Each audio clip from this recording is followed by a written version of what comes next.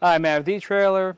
If you have a 2023 Ford Transit T350 and you're wanting to carry those really heavy bikes, but you want something that's going to be pretty sturdy on the back of your vehicle, then the Saris MHS bike rack with the duo trays is going to be a great option for you.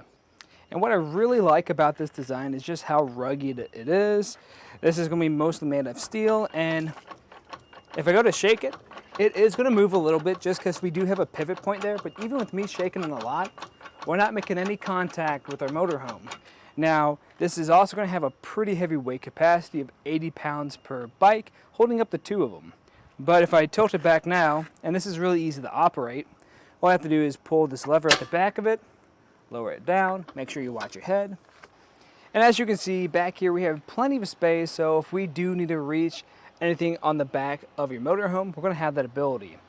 But what's probably going to be more likely is you using this on the back of your just regular driving vehicle.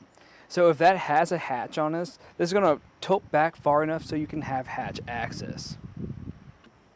And to put it back into the seated position, all I have to do is lift from here until it clicks into place. Now this is a little bit heavy, so if you do have two 80-pound bikes back here, you might have to have a friend help you out. But if we want to take a closer look at this rack, I'm going to remove my bike. So where I like to start with is going to be the strap on our wheel. You can just pull a tab, it'll release. There's going to be a little hole on it. You're going to actually turn that backwards and hook it onto this tab so it's out of your way. And really the only other step we have to do is make sure we have control of our bike, press this lever, push on that, it'll release so it's out of your way. I'm just going to do that on the same side. Just make sure you are holding onto your bike so it doesn't fall over. And with that done, you can just lift up and then take it out for a ride. If we want to take this out for a drive now, we just got to make sure we put everything back into place. That's really easy to do. All you have to do is lift up and push down on that arm. Same thing on the other side. First, I want to make sure I put this strap up. You'll probably also realize too, with this strap, you can actually push this back and forward some to accommodate for different wheelbases. Then I'm also going to make sure I put this arm up. And right underneath that arm, we're going to have this lock core. This is going to be an integrated by cable lock. So if I just lift up there a bit, you can see this pulls out from either sides and connects together. Now we can take a few measurements just to see how this is going to live on the back of our vehicle. So where I like to start is our ground clearance. And this will be 18 inches above the ground, so that's pretty good. Even if you have those really heavy e-bikes on here, it's probably going to drop down maybe a little bit, but honestly not too much. The biggest thing you got to think about is lifting up those really heavy e-bikes up there.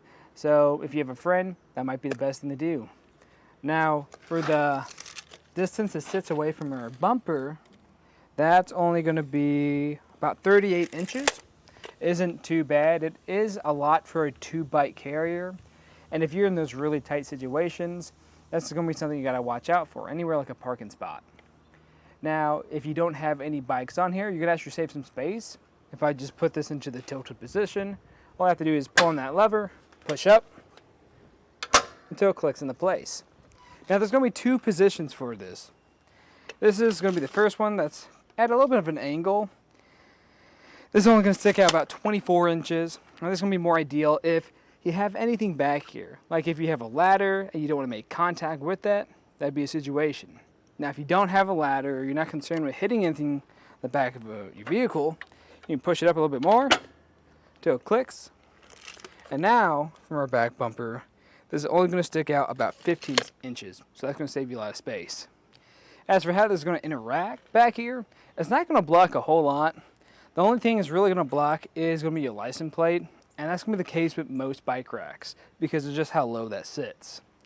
But for your taillights and back window, that won't be obstructed.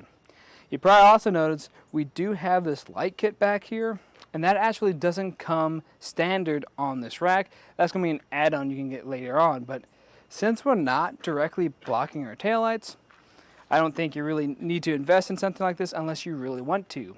And if you do really want to, then you just got to make sure you have 4-pole wiring on your vehicle. And the way this is going to attach to our vehicle today is we're going to have this 2-inch shank that goes into your 2-inch hitch receiver. You're then going to have an anti-rattle bolt that goes through and connects to this lock core. That lock core is going to use the same key system as your integrated bike cable lock. And what's really nice about this having an anti-rattle device is it's going to make it really solid back here so you won't get any rattling to give you a better fitment overall. In my opinion, I think this is going to be a very solid choice if you're looking for something that feels very sturdy, looks pretty clean on the back of the vehicle, and is really easy to operate even with those heavy e-bikes. Now, if you're looking for something else that has the capacity to hold those heavy e-bikes and is going to have a ramp that comes with it, because trying to load those bikes up there is going to be pretty difficult sometimes, then I would recommend checking out the Yakima On-Ramp LX bike rack. And what's really nice about that is it's going to have an integrated ramp. So all you have to do is come to the back of it, twist off a knob, pull it off, and use it. Now the downside of that is I'm not a huge fan of that ramp, since you actually have to put it together, and that's an extra step that I really don't want to do. And you can actually invest in a ramp for this too. You can just buy it separately on our website, and it does a really good job and is really quick and easy to use. But it's not going to be integrated into the design of this. And that was just a look at the Saris MHS bike rack with the duo trays on the back of our 2023 Ford Transit T350. I'm Matt. Thanks for watching.